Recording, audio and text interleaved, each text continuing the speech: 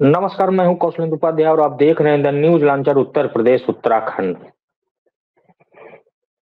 उत्तर प्रदेश में करीब पौने 3 साल से या यूं कह लें कि 12 मई 2022 से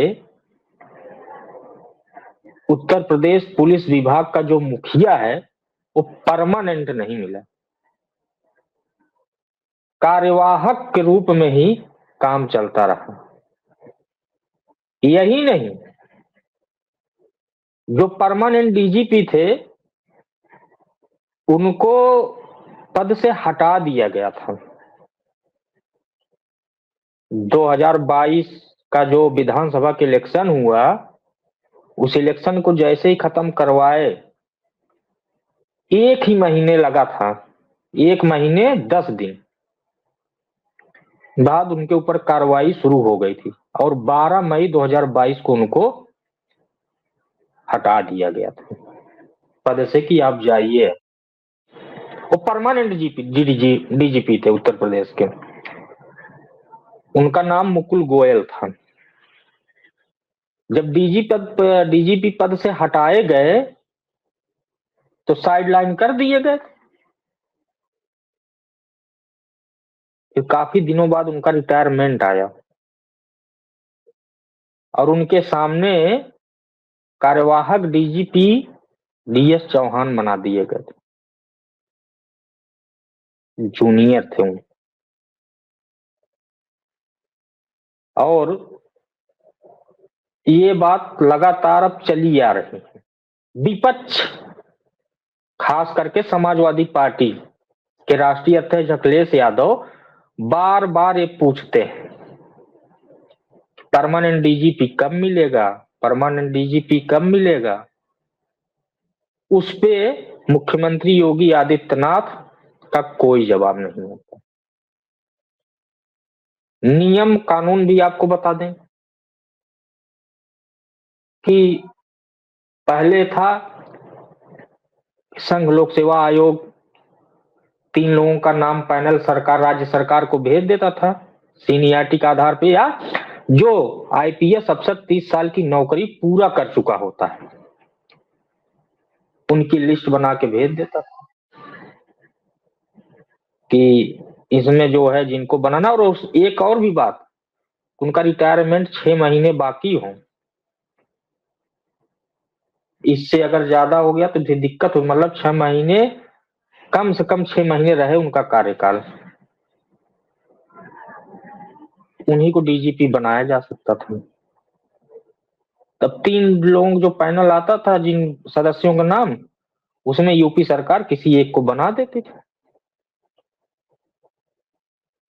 लेकिन फिर थोड़ा नियम और टाइट हो गया और ये आज क्या, पूर्व डीजीपी प्रकाश सिंह बादल की वजह से हुई। वो भी उत्तर प्रदेश के डीजीपी रहे हैं, प्रकाश सिंह चर्चित डीजीपी थे। तो वो जो है याचिका दायर कर दिए, उसी पे सुनवाई हुई। तय हुआ कि जो सबसे सीनियर होगा यूपी सरकार जिसको भेज देगी, या कोई भी राज्य सरकार जिनको भेज देगी, 3 लोगों को उस पर तय हो जाता था। लेकिन जिन लोगों का पैनल भेजा जाता था उसकी एक कॉपी संघ लोक सेवा आयोग के साथ साथ गृह मंत्रालय को भी भेजी जाती थी। और इसी बात से चाणक्य का मंत्रालय इस बार योगी आदित्यनाथ से नाराज भी है और इसीलिए लगभग 33 महीने होने को हैं, हो चुका है 33 महीने, परमानेंट डीजीपी नहीं बन पाए कोई यूपी में। मुकुल गोयल बड़े सौभाग्यशाली थे, भले हटा दिए गए पद से लेकिन परमानेंट डीजीपी थे। उसके बाद से चौथे डीजीपी साहब हैं प्रशांत कुमार, मोस्ट टाइट एकदम। उनका देख लीजिए, वो भी कार्यवाहक के रूप में है। और सबसे बड़ी खास बात है, नियम कानून सब दरकिनार है। 15 से ज्यादा आईपीएस अफसर जो इनसे सीनियर हैं उनको दरकिनार करके इनको कार्यवाहक डीजीपी बनाया गया है। किस लिए बनाया गया है? योगी आदित्यनाथ के चहेते अफसर हैं, ये कहा जाता है चहेते अफसर। जब कभी कोई बात होती, कोई प्राइम पोस्टिंग साइड पोस्टिंग की, तो उसमें होता है कि नजर से जो अफसर उतरा वो साइड चला गया, जो नजर पे है तो भाई वो प्राइम पे हो गया। ते हाल है उत्तर प्रदेश के डीजीपी का। और गृह मंत्रालय ने 6 राज्यों से ऐसे जवाब मांगा है। ये आधी अधूरी जानकारी नहीं, जो जानकारी संघ लोक सेवा आयोग को भेजते हैं उसकी जानकारी गृह मंत्रालय को भेजनी पड़ती है। उसमें उत्तर प्रदेश जो 33 साल से परमानेंट डीजीपी नहीं दे पा रहा है, कार्यवाहक के रूप में चला आ रहा है। झारखंड, आंध्र प्रदेश, तेलंगाना, पश्चिम बंगाल और झारखंड, ये राज्य ऐसे हैं डीजीपी का पद जो होता है बहुत महत्वपूर्ण होता है, खासकर पुलिस विभाग के लिए, क्योंकि पुलिस विभाग का सर्वे सर्वा वही होता है।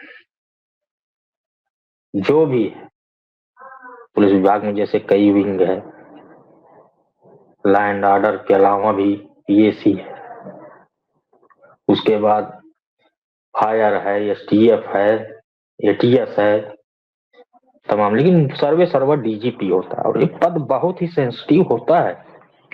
ये जान लीजिए कि जिसके ऊपर एक जिम्मेदारी दी जाती है वो भी व्यक्ति अपने आप बहुत सौभाग्यशाली ही मानता है, कार्यकाल पूरा करे, किस तरह से जाए, उसके बाद सरकार को नाराज भी न करे। बहुत लोग हैं कि अच्छे काम करते करते फिर राज्य सरकार में, जिनके कार्यकाल में डीजीपी रहे जिन सरकारों के, उसके बाद ऐसे संबंध बने कि वो राज्यसभा, विधान परिषद, ये सब तमाम चीजें हैं, मंत्रालय मिल जाता है। इसलिए बहुत सोच समझ के काम करना पड़ता है, नहीं तो किसी विभाग का जो है चेयरमैन ही बना दिया गया। ये सब चीजें होती हैं, उसी को देख के डीजीपी साहब भी काम करते हैं। और भाई क्योंकि नियम है, और नियम के विपरीत यूपी सरकार कई बार काम कर चुकी है, तो सुप्रीम कोर्ट में एक महिला अधिवक्ता ने याचिका डाल दी है। दिसंबर में पिछली सुनवाई हुई थी, अब 25 मार्च को सुनवाई है, और ये कहा गया था कि 25 मार्च अगली सुनवाई 10 दिन पहले पूरी स्टेटस रिपोर्ट सरकार को पेश करनी है। तो 10 दिन पहले ही गृह मंत्रालय चढ़ बैठा है, यानी अमित शाह का मंत्रालय इन राज्यों को, खासकर योगी सरकार के ऊपर, कि रिपोर्ट पूरी स्टेटस क्या है, आधी अधूरी जानकारी नहीं, पूरी दो जिसपे काम हो सके।